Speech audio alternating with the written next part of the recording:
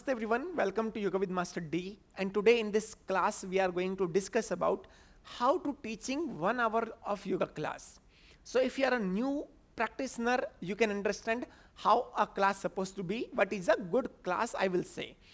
And if you are a new teacher who just finished RY 200 hours, 300 hours or 400 hours from anywhere around the world, and you are looking forward to teach in future, but you are confused because you don't know how to making the sequence, you do not know how a class looks like. So this is the class, because once we practice, that is different things. But when you are teaching, and definitely you are a new teacher and you will start with the new people, with the beginners primarily. So how to teach safely, that is very important, because nobody going to your class to get injured, right? So this is what we are going to learn today. So make sure you watch the complete video first, and if you are new to the channel, please do not forget to subscribe the channel. If you like the information, please hit the like, share with your friends, and let me know in the comment if you want to ask me anything, if you want to have any suggestion or anything else, whatever. Okay, so let's talk about how a class looks like. So whenever we teach a class, there is a few things always supposed to be in the class. First is a relaxing moment, okay? Once you begin the class, or maybe once you finish the class, there is a relaxation. 5 minutes, 3 minutes to 5 minutes, I will say, in the beginning. 5 to 7 minutes or 10 minutes in the end, depends on which kind of class you're teaching. But as we're talking about the beginners, so 3 to 5 minutes in the beginning is okay. 5 to 7 minutes in the end of okay. Then second thing comes is warm up. Warm up means general warm up, which is a joint movement, because you are going to teach beginners. So make sure in this case the body should be warm enough to perform the asana, because in the end, if your joint is not warm enough, they don't have enough range of motion, you will not able to use them properly in any asana. Result, if your joints are not warm up, you don't have range of motion, and that is the point where you get the injury in the classroom, and nobody coming to your class to get injured. So remember that a very good amount of the warm up supposed to be there. What is that good amount looks like? I will say 5 to 10 minutes is enough. If very beginner, then 15 minutes. Okay, if they cannot do very nice postures, so many postures, and they are first time in your class, okay, so I will say 10 to 15 minutes also you can go with. That is fine completely. This is called a joint movement, basic warm up. Second thing is a bit one level up warm up, you can say. Okay, that is, we are talking about whole body warm up. Once your all the joints and muscles and your blood circulation, everything will move, that is sun salutation. Very good range is always 5 round minimum. 5 round is minimum, I will say. If you are teaching a beginner, it's good always. And if you are really teaching a beginner, so make sure you need to work on these 2 elements first a lot. The more time you will spend on the warm up the joints, the more time you will spend on the warm up the whole body. That will help them to develop very nicely, safely, and they can see the difference easily. Then next segment comes, which is practice time, practice phase. Okay, we will cover it in the detail. And then once we finish our practice, almost in the end, because we want always to do something interesting, a bit challenging also, so that is called in the end, you can say peak pose of the day, you can say the inversion posture primarily, most of the time it is, okay, any kind of posture in the end you can do. Or maybe you can work on the specific posture, like sometime I do hold them a posture for the 3 to 5 minutes. It can be bent forward, it can be lay down on the booster, or anything else. It could be hip opening. So day to day, I always change it if this is a beginner class. So after whole the way, we had warm up our joints, body completely, we had practiced nicely. So body is open enough to perform asana for 3 to 5 minutes, and they can hold it nicely. Okay, so that will help them to develop, and they will understand, yes, this is how the posture looks like. And once you finish, then Savasana, Pranayama, or any kind of relaxation is this. So this is how a complete class looks like primarily if you are a beginner.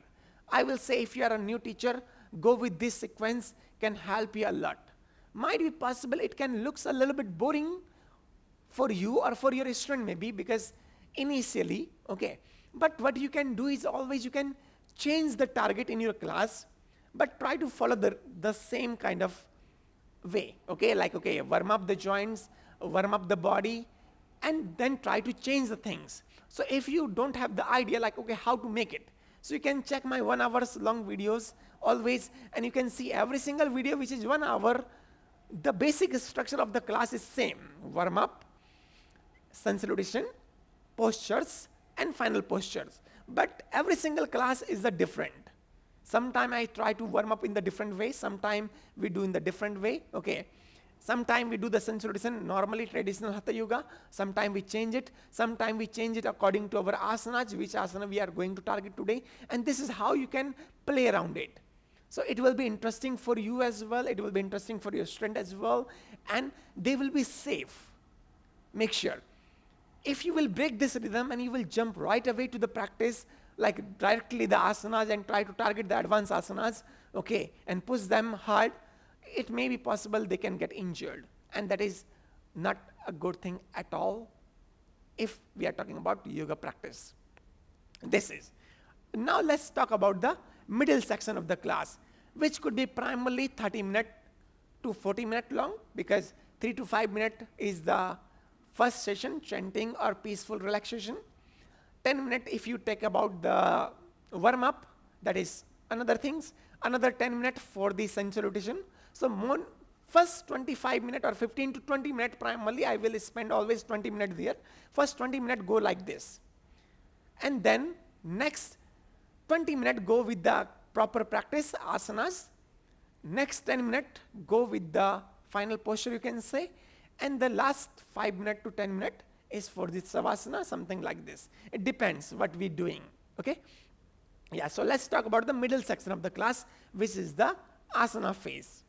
Now in the asana, again, we have few things. One is called standing, one is called sitting, and one is called laying down. Means there must be some standing posture, there must be some sitting posture, and there must be some laying posture.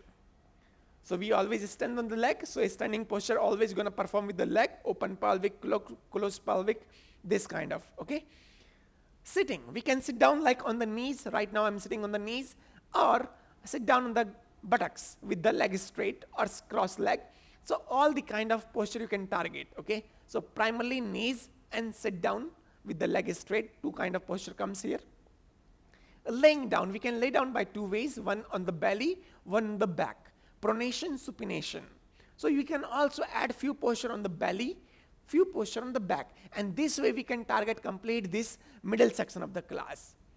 Once we targeting this middle section of the class, we need to take care of there is enough bend forwards, there is a bend backwards, there is a twisting posture, there is a lateral stretch as well. So all these basic moves of the spine are targeting there nicely. So that is called a complete class. And do not forget to add the counter poses. Sometime you can add right away behind the posture. Sometime you can add it in the later sequence. But in overall in journal, before you finish the class, make sure there is a counter poses. And that will be good. So this way you can target your class. Also another way is you can start slowly from the joint movements, a bit warm up, then sun salutation, and then increase your pace. Try to take the class a bit high level. And then once you start to done, you finish your target posture and then come down slowly and come back to the neutralize the body and then Savasana. This is also another way to target the class. There is one more way, like, okay, first half, okay, so you can split your class in the two sizes, like, okay, 30 minutes and 30 minutes. So first 30 minutes, target the one high posture, you can say one peak posture, you can say, or second half of the class, you can target another peak posture. Like suppose, if I'm trying to build the class about the strength. So first middle section, around the 25 or 30 minute timing, okay, first half of the class, I will target one posture, which is going to be feeling the lower body strength. You can say, you can hold for the 10 count maybe. They're going to make you feel like this. Or you can repeat the same posture 2 times, maybe back to back or 3 times. They're going to give you a very good feeling like, okay, you targeted your leg. That is the hard time in the classroom. Then you bring the class back to the normal position, then again take it up, and then hit the next target posture, which can be maybe handstand, okay, or the headstand, which is the peak pose of the class.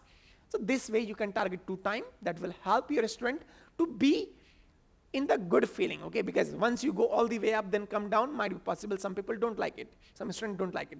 So again, one half and then second half will make you feel more good. So this way you can plan your classes.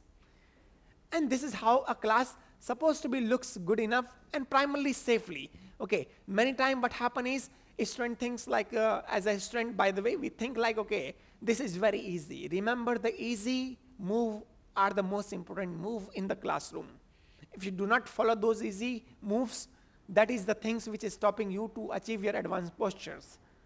Suppose if you are not doing this shoulder rotation, so make sure your shoulder not going to open.